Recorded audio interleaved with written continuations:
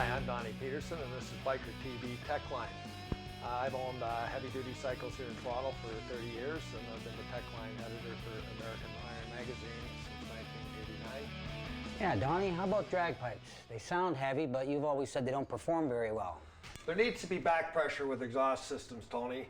And what happens when the hot exhaust gases come out past the exhaust valve into the pipe? It's very hot up here, but there becomes pressure differentials as you go down the pipe as the exhaust gases cool. What happens is they're drawn back up. What you want is either the length of the pipe or to have a muffler so that when these pulses pulse back up, they hit a closed exhaust valve.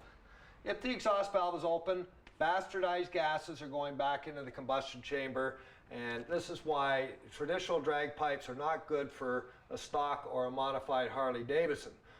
Where they do come into their own is on top fuel dragsters.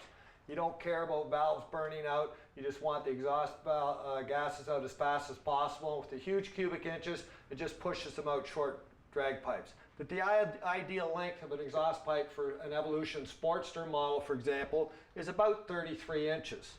When you get into the big twin shovels, Evils, and twin cams, this length increases to 40 inches. Most of the pipes here are too long for true performance functionability. These are actually close to a correct length.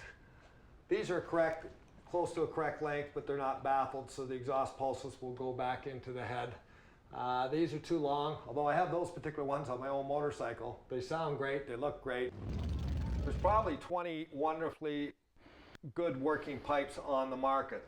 Why I like these, for example, they're a tuned length. When you get into the muffler, it's bigger, it allows for the expansion of the gases, and this all helps to create horsepower. Inside here is a tunable baffle that you can take the end cap off and you can rotate it into different positions. So if you have a stock motorcycle, you can keep it in one position. As you do some modifications, you can go to a different position. If you get into radical modifications, you go to another position again.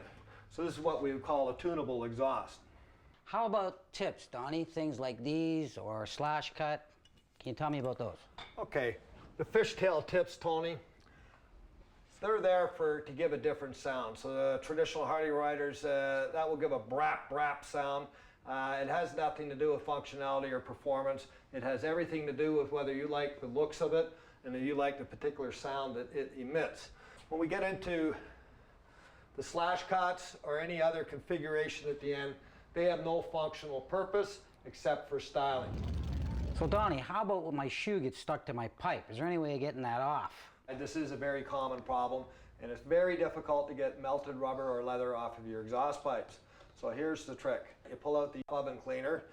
You can do it while the exhaust pipe's hot or cold. You should get a hunk of cardboard. You should put it in behind the exhaust pipe so the overspray doesn't go on paint or on your engine cases. You spray it on, and then you wipe it off with a cloth. It comes off very easily. So this is Donny Petersen for Techline and Biker TV, and I look forward to seeing you next week.